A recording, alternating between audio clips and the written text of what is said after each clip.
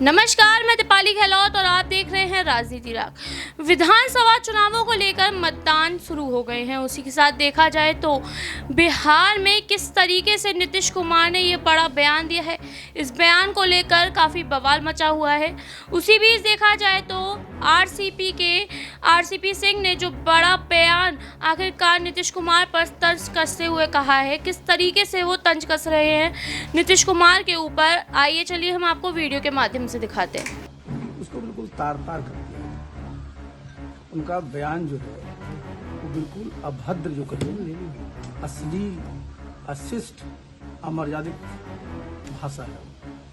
और इस प्रकार का जो उन्होंने बयान दिया है वो क्या दर्शाता है? इस बात को मैं कई दिनों से कह रहा हूँ और कई महीनों से आप मीडिया के साथी भी देख रहे हैं कि नीतीश बाबू शारीरिक रूप से और मानसिक रूप से स्वस्थ नहीं रहते। और ये जो बयान उन्होंने दिया है ना, इस बात की पुष्टि करता है। मैं कोई डॉक्टर नहीं हूँ, लेकिन आप उनके जितने बयान हैं, पुराने बयान तो छोड़ दीजिए, आप मात्र एक सप्ताह में देख लीजिए उनका देख लीजिए रूटीन। सवेरे 9 बजे से कहाँ जाते हैं, किन किन के यहाँ जाते हैं। मुख्यमंत्री नीतीश बाबू का यही रूटीन था? कभी नहीं ये रूटीन था। और ये जो रूटीन है और जो ये उन्होंने बयान दिया है, मैंने कहा कि इसकी जितनी वर्षना की कम है। और नीतीश बाबू को लिए मैं बता दूं, अब उनके लिए मुख्यमंत्री के पद पर बने रहना 1 मिनट के लिए भी न उनके लिए उचित है और न बिहार के लिए। जितने बिहार के लोग बिहार के बाहर होंगे, इस बयान को देखने के बाद कितनी शर्मिंदगी महसूस कर रहे हैं। देखिए, ये जहां बोल रहे थे ना, ये कोई बच्चों का क्लासरूम नहीं था, अपनी इनके मित्र मंडली नहीं थी, ये सदन है।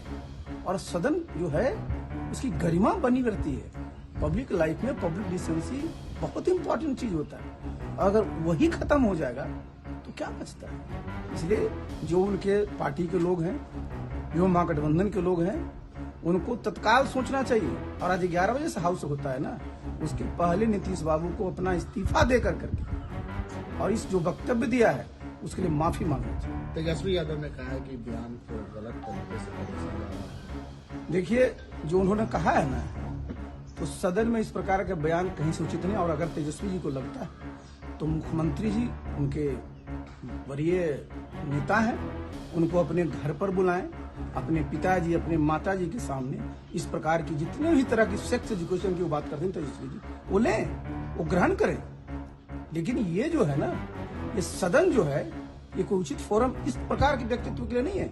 और मैं तो स्पष्ट कर रहा हूं ना, ये दर्शाता है कि नीतीश बाबू कहीं से भी शारीरिक रूप से और मानसिक रूप से स्वस्थ नहीं है। उनकी मानसिक रुग्णता का यह परिचय है। और एक मानसिक रूप से रुग्ण व्यक्ति क्या प्रदेश को की सेवा कर पाएगा? कई महिला हाउस में रो गई है। देखिए, महिला रोएगी क्यों नहीं साहब? आखिर आपने पूरी महिला समाज को किस प्रकार से एक ऑब्जेक्ट ऑफ सेक्स रख के सामने ले रख दिया? क्या महिला सिर्फ एक ऑब्जेक्ट ऑफ सेक्स है? भाई, ये सब जानते हैं कि माता हमारी होती है, माता हम सब लोगों को जन्म देती है, हमारी जननी है वो। जैसे धरती माता है वैसे हमारी माता है, वैसे हमारी भारत माता है वैसे वो माता है।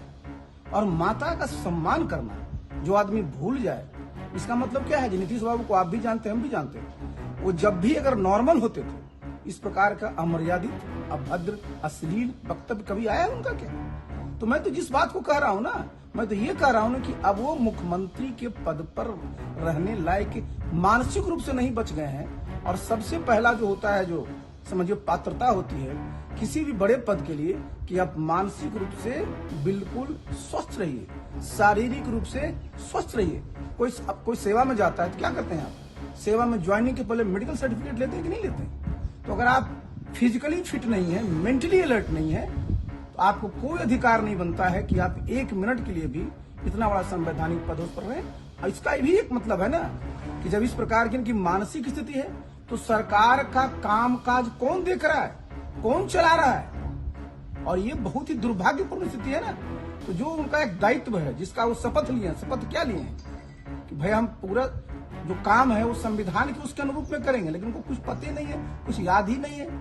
तो ऐसे में जो है ना, भाई ये तो मैं कहूंगा ना कि सबसे पहले तो दायित्व बनता है उनके पार्टी के लोगों का। फिर जो गठबंधन में है उनको तत्काल नीतीश बाबू कहना चाहिए कि आप गद्दी छोड़िए। अब आपका और उनके लिए ही तत्पर है कि उनका ठीक से इलाज कराएं, जहां उनका ठीक से इलाज हो, जिससे कि उनकी जो भी आयु बची हुई है उनका स्वास्थ्य ठीक रहे। लोग जो भी देख रहे हैं वो व्हाट्सएप पर कह रहे हैं कि लगता है गांजा पी कैसे बोल रहे हैं। देखिए अब हम ये नहीं कहेंगे, लेकिन ये तो मैं तो स्पष्ट बता दिया ना कि ये तो स्पष्ट है ना कि मानसिक रूप से अपना संतुलन खो चुके हैं। उनको पता ही नहीं अब है कि सही क्या है गलत क्या है, कौन सी भद्र भाषा है, कौन अभद्र भाषा है, कौन अश्लील भाषा है, कौन मर्यादित भाषा है। जब इसी का जब ज्ञान नहीं रह गया तो भाई मैं इसी बात के लिए मैं आपको कह रहा हूँ कि भाई ये जो है ना कहीं से भी बताइए, जो बिहारीपन, जो बिहारी अस्मिता की बार बार बात करते थे, क्या हो गया है, कैसा लगा है सब बिहारियों? क्या लगता है कि उनका मेमोरी लेस हो गया क्या? अरे हम तो बता चुके जी कि वो शारीरिक रूप से और मानसिक रूप से रुग्ण हो चुके हैं। जिस समय सर सदन में बोल रहे थे उस समय उनके ही पार्टी के बेसिस से वो भी कहीं ना कहीं सर पकड़ ली थी उनके द्वारा। कोई भी देखिए, सिर्फ लेडी की बात नहीं है। और चंद्रशेखर प्रसाद मुस्कुरा रहे हैं। देखिए ये लेडी की सिर्फ बात नहीं है, और जो भी अगर मुस्कुरा रहे हैं और जो भी इस तरह के वक्तव्य को जो अगर डिफेंड करते हैं ना, इसका मतलब है कि उनको लोकतंत्र में कहीं से विश्वास नहीं। लोकतंत्र में क्या होता है? लोकलाज। लोकलाज की एक बात होती है जो भाषा का उच्चारण आप करते हैं, तब तो गाली गलौज को भी आप मान्यता दे दीजिए। आप प्राइवेट में गाली गलौज करते हैं, उसमें गाली गलौज करते हैं, लेकिन जो पब्लिक फोरम है, हम तो बता रहे हैं कि नीतीश बाबू अपने मित्र मंडली में और उप मुख्यमंत्रियों को घर में बुला करके जितना उसे इस प्रकार की चीजें सुनना हो सुने, लेकिन कृपया करके जो हमारा विधानमंडल के सदन है उसकी मर्यादा, उसकी गरिमा को तो बनाए रखें। जो रिपोर्ट है उसमें देखिए जो रिपोर्ट पेश किया, फिर मैं बता रहा हूं, नीतीश बाबू को कुछ नहीं अब समझ में आ रहा। बिहार पहले एक बिहार के रूप में जाना जाता था, और वहां जो विभाजन था वो क्या कर रखा था आपने आरक्षण के लिए? भाई अनुसूचित जाति, अनुसूचित जनजाति, अत्यंत पिछड़ा वर्ग, महिला, ये था आपका। और आपने अब क्या किया? 215 समझे टुकड़ों में बिहार को बांट दिया। अब नीतीश बाबू आपके मुंह से सुनने में अच्छा नहीं लगता है कि ईबीसी की आबादी इतनी है, ओबीसी की आबादी इतनी है, सामान्य वर्ग की इतनी आबादी है, अनुसूचित जाति जनजाति की, आपके मुंह से अब अच्छा नहीं लगता है। श्रीमान जी आपको जो भी अब बोलना है ना, आपका फ्रेम 215 जातियों का है, तो उसमें बोला करिए ना। तो ये जो आप आज बोलते हैं कि पिछड़ा ये पिछड़ा, आपके मुंह से शोभा नहीं देता। आप तो पहले जमात की बात करते थे, जमात के बाद हम लोग सब देश की बात करते थे, और आज आपने तो पूरा का पूरा तार तार कर दिया। और जितनी भी जातियों को आपने जो लिस्ट पूरा पब्लिश किया है, मैंने कई बार पहले पूछ चुका है, जिनकी आबादी कम है, हमने फिर से रिपीट करता हूँ कि 2 ऐसी जातियां जिनकी आबादी 100 से कम है जी। 149 ऐसी, मैंने समझे 47 ऐसी जातियां हैं जिनकी आबादी 1 लाख से कम है। अब आप क्या बोलते हो फलना फलना फलना? आपको तो आप जो भी मॉडल बनाएंगे ना, आपको तो 215 लोगों, क्योंकि आपके नेता बड़े बढ़िया से बोलते हैं और आप लोग भी बोलते हैं कि साइंटिफिक डेटा है, इसी के आधार पर मिलना चाहिए, जिनकी जितनी जितनी जिनकी आबादी उतनी उनकी भागीदारी। तो कैसे होगा? इसका मतलब आपको तो मॉडल 215 पर करना पड़ेगा। और जरा समझिए क्या समस्या आने जा रही है। अगर मान लीजिए 15 डिप्टी एसपी का पद निकलता है पूरे बिहार में, ये 215 समाज के लोगों को नीतीश बाबू किस प्रकार समायोजित करेंगे? आप ये बताइए, ये बताना पड़ेगा आपको कि जिस प्रकार से हमने समाज को विभक्त किया और आपने कहा कि भाई ये बड़ा साइंटिफिक डाटा है और इससे हमको सब निर्णय लेने में बड़ी सहूलियत होगी। बताइए, आप कह रहे हैं कि हम 2 लाख देंगे, उससे क्या होगा जी? 2 लाख से कुछ नहीं होने को। आप बताइए, सबका जो मान सम्मान और जो भागीदारी की बात आती है, वो भागीदारी होती है राजनीतिक और प्रशासनिक।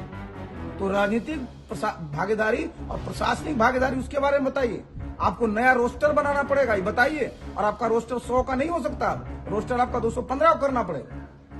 तो देखिए जरा सा, आपने जहां पर जो छेड़ा है ना, तो जो भी या तो छेड़िए नहीं, और अगर छेड़े हैं तो उसको अंतिम तक ले जाइए, उसका लॉजिकल कंक्लूजन तक ले जाइए। और जहां तक आप आर्थिक स्थिति की बात करें, कौन जिम्मेवार है जी? 33 साल से श्रीमान जी आप ही दोनों भाई बिहार के सर्वे सर्वा रहे हैं, और उसके बाद भी अगर जो स्थिति है, इतनी खराब स्थिति देश के किसी भी प्रदेश की नहीं है, उसके बाद से आप भाषण करते हैं और आप कहते हैं और आप आरक्षण बढ़ाने की जो बात कर रहे हैं, श्रीमान जी 33 साल के बाद दोनों भाइयों को याद आया है। 33 साल के बाद आपको याद आया है। ये आरक्षण तो कर्पूरी ठाकुर जी के जमाने का दिया हुआ है। और आप जब जा रहे हैं, आपको पता है, मैंने कहा ना कि अब तो जिस प्रकार का उनका स्वास्थ्य है, अब तो किसी समय क्या मैं तो मांगा हूं कि 11 बजे पहले इस्तीफा देकर जाए। तो ये अब तक क्या हो रहा था? ये स्पष्ट है कि आने वाला जो 2024 का चुनाव है, 2025 का चुनाव है, उसके मद्देनजर आपने इस प्रकार का जो फेंका, बिहार की जनता इस जाल में फंसने वाली नहीं। भाई सर आप नीति जैसे कि आपने देखा कि किस तरीके से मुख्यमंत्री नीतीश कुमार पर आरसीपी सिंह ने बिहार को लेकर ये बड़ी बातें कही। उन्होंने किस तरीके से सदन में अश्लील बातों को लेकर ये सारी बातें कही, किस तरीके से सदन में कहे गए नीतीश कुमार के द्वारा बयान पर कैसे तंज कसते नजर आ रहे हैं आरसीपी सिंह, किस तरीके से उन्होंने बोला कि सेक्स एजुकेशन पर बात करना तो अच्छा है, लेकिन इस तरीके की बातें आखिरकार शोभा नहीं देती। उसी के साथ उन्होंने रूटीन को लेकर भी बात कही। उन्होंने कहा कि साथ बोले नीतीश कुमार का मुख्यमंत्री बने रहना उचित नहीं है, ना ही ये बिहार के लोगों के लिए उचित है और ना ही देखा जाए तो बिहार के जो मुख्यमंत्री हैं उनके खुद के लिए उचित है। किस तरीके से आखिरकार ये सेक्स एजुकेशन को लेकर सारी चर्चा की गई। आपको बता दें कि प्रदेश की सेवा के लिए कबील को भी नहीं देखा गया। आखिरकार जो उन्होंने सारी बातें कही हैं, जिस पर ये बड़ा बयान आखिरकार आरसीपी सिंह ने दिया, किस तरीके से आरसीपी सिंह ने कहा कि वो अपना लगता है मानसिक संतुलन खो चुके हैं। तो क्या वाकई में महिलाओं के लिए इतनी गलत बात बोलना, अश्लील बातें करना आखिरकार नीतीश कुमार को शोभा देता है?